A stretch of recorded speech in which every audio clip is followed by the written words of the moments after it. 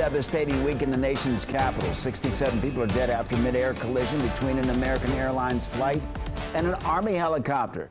The flight was coming from Wichita, Kansas to land at DCA, and there were 60 passengers and 4 crew members. 3 soldiers were aboard the helicopter.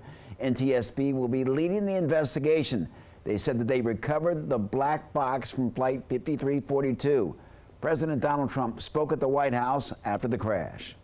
Didn't build the systems properly. They spent a lot of money renovating a system, spending much more money than they would have spent if they bought a new system for air traffic controllers, meaning the computerized systems.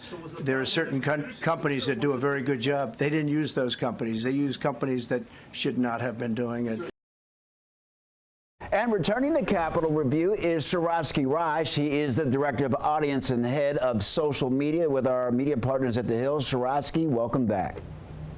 Thanks for having me. We're glad to have you. Those comments, Swarovski, made by President Trump, they're causing a bit of a backlash for him. How are people reacting to it, or does it depend on who you talk to?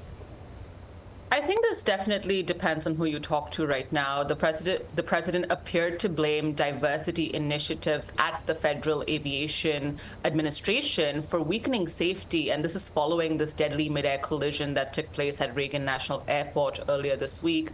Now, the president spoke from the White House briefing room about the incident, where he called this a tragedy of terrible proportions. You know, he also had a very solemn tone that he struck, but he then quickly started lambasting the Biden and the Obama administrations, taking aim specifically at their hiring initiatives. Now, he also blasted Pete Buttigieg, who was Biden's transportation secretary. And, you know, this follows what President Trump has done in his first 2 weeks in office. He has rapidly sought to eliminate diversity, equity, and inclusion programs, or DEI programs, from the government.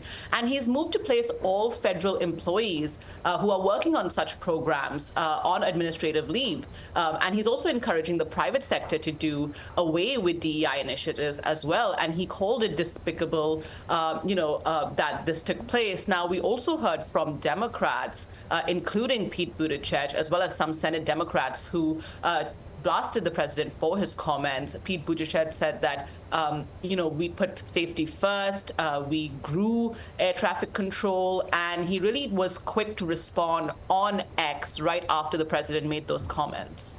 Well, Swarovski, there was a lot of confusion this week on his executive orders, and one of those being the freezing of federal aid, and it was frozen, then paused, then rescinded. But lawmakers say that issue is certainly concerning.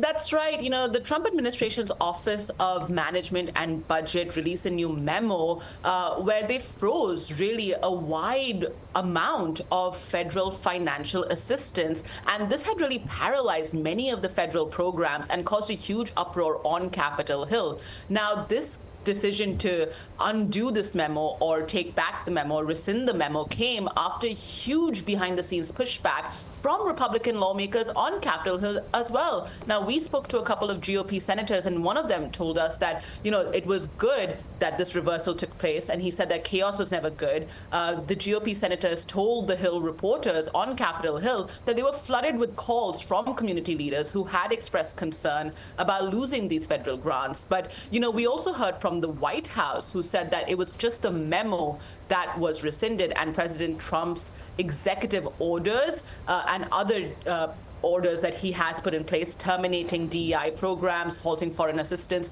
will all remain in full force and effect. And that's what we heard from the Trump administration's press secretary, Caroline Leavitt, shortly after this memo was rescinded. So definitely a lot of confusion, a lot of chaos. But what we do know is that that memo has been rescinded, but President Trump's executive orders still stand. Swarovski Raj, thank you so very much for joining us.